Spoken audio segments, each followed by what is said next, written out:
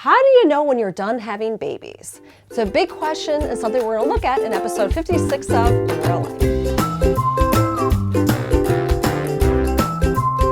This episode is sponsored by hunteryoga.com, where you can become grounded and peaceful without taking hours out of your day. Recently, I posted a picture on Instagram of this book called Feed Your Fertility. Now, if you're not following me on Instagram, I hope that you will. I'll have a link to my account in the video description below.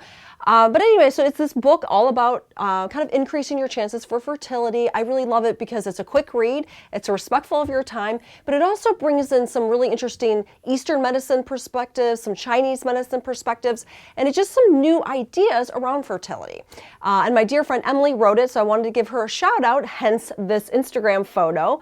But little did I know it would start kind of this dialogue around, oh my gosh, are you pregnant? Mama Natural's having number 3. And I was like, whoa, that was so not my intention with this book. I just wanted to share it with my community. But there was no like hidden announcement in that picture. And in fact, I think lately we've kind of come to this place as a family where we feel like we are good, that we are in a good spot. And it was kind of confirmed this past week. We met up with a bunch of different families, and some of them had 3 kids, 5 kids, lots of kids, lots and lots of kids. And so it was crazy, as you can imagine, because when a bunch of kids get together, I feel like it's a pack of wolves. So like, running around, fighting this and that, and food and cleanup. And it was crazy.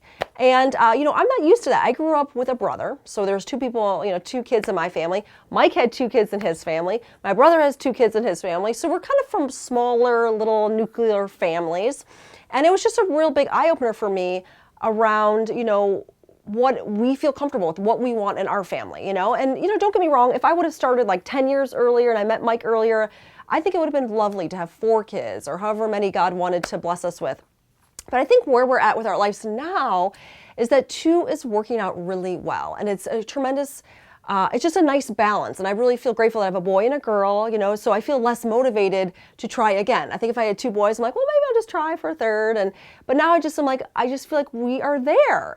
But there is grief with this because I love being pregnant. I love breastfeeding, the whole baby cuddling, just that whole experience is so blissful. And it's really hard to let that go. It's really difficult to think that that's never going to happen again. And so it's definitely bittersweet, but I just keep going back to like my gut, emotionally, physically, mentally, spiritually, financially. I feel like 2 is a really good number for us. So the only thing that's helping me with the grief around the idea that I'm only going to have 2 kids, and don't get me wrong, God might have a different plan, right? We can have our whole design on things and then God laughs and we get pregnant or something. But as it is now, with 2 children, what's really been helping me is just to enjoy my children and to be present and engaged in their lives today.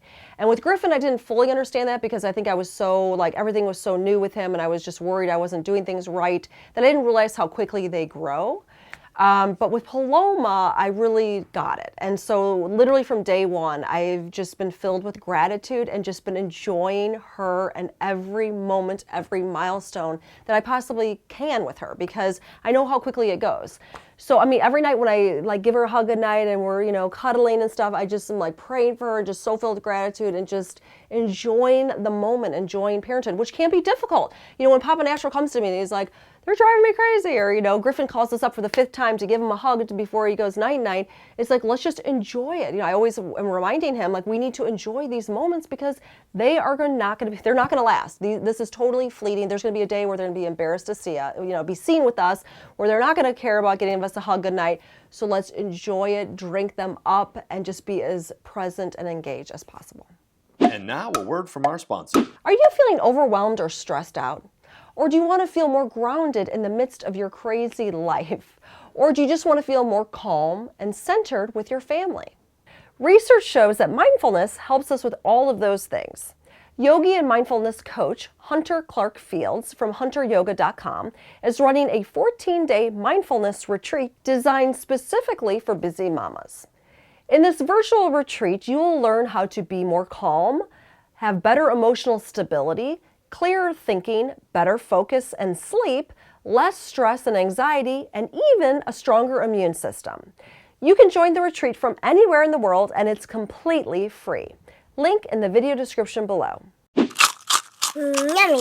I love a good booch. That's why I'm super excited that I have Miss Hannah Crum. She is Kombucha Mama, after all, and she has a great website called kombuchacamp.com with K's. I'll have a link to that in the video description below. But I would love if you could just give us a little lowdown on kombucha, because maybe some people out there don't know what it is or... Sure. So kombucha is fermented tea. Other fermented foods you might be familiar with are yogurt or sauerkraut. In this case, we're fermenting the tea to make a refreshing, delicious beverage that provides energy in a natural form. So the healthy bacteria and yeast that help with that fermentation process get into your gut, and they help to make the engine run more smoothly. So when they help with digestion, they also allow you to have more energy naturally, because you're getting B vitamins in a living form, as well as not having to spend so much energy digesting. Because it's a raw food, or a raw drink, I should say. And Yes. it has healthy acids that help with that process as well. Yeah. It's interesting you say that, because I don't drink coffee, I don't drink caffeine, but I have to tell you, like in the afternoon, I love a booch, because it just gives me a little kick, you know, a little something, something to like get through the afternoon. But I'm never like shaky or like up at night or anything like that, because it's just very natural. So I love Well, that. it's made from tea. So tea has L-theanine, which helps to balance that kind of energy. Plus Yes. you're getting that natural energy Yeah. from the B vitamins. Yes, which is so good for mamas, right? Okay, the one issue I have with kombucha though is it's pricey. It certainly can be. Yeah. It's a brewed product. It's a craft product. And so that makes it different from other products that are out there. That is true. It's labor intensive, so maybe that's part of the cost. But I'm just like, Well, it's not just a dang. syrup and a soda water and that's it. And Yeah. you know, there's real nutrition in here, and that takes time to cultivate. Yes. So if you go to Whole Foods, I mean, most of the kombuchas on the market are $3 to $4. So It's an investment. it is. Yes, a little So bit. if you want to drink your daily booch, we're talking a big price tag. Yeah. So that's why I'm super excited. Hannah has generously offered a free ebook that will teach you how to make your own kombucha. And I'm a little intimidated, but you have told me that it's not that bad. Super easy. Really? Have you ever brewed a cup of tea? Yes.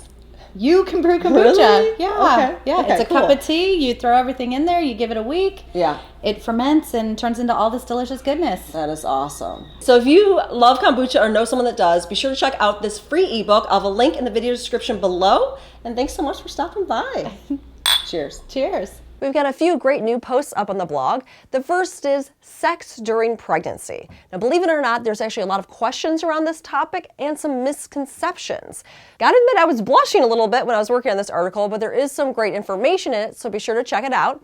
And on a lighter note, we're gonna be talking about natural ways to dye your hair when you're pregnant. We really wanna avoid those harsh dyes, and there's some great and effective ways that you can do your hair naturally. So be sure to check that out. Link in the video description below. Oh, Paloma. Bubble. Bubbles? You want to see bubbles? Bubble. Let her pop go. Ah! Bubble.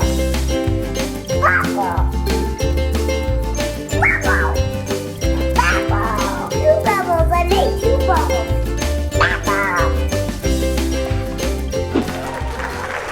How about you? When did you know that you were done? Was it something that you decided? Did something happen to you? Like, what was the process like for you? Share with us in the comments below.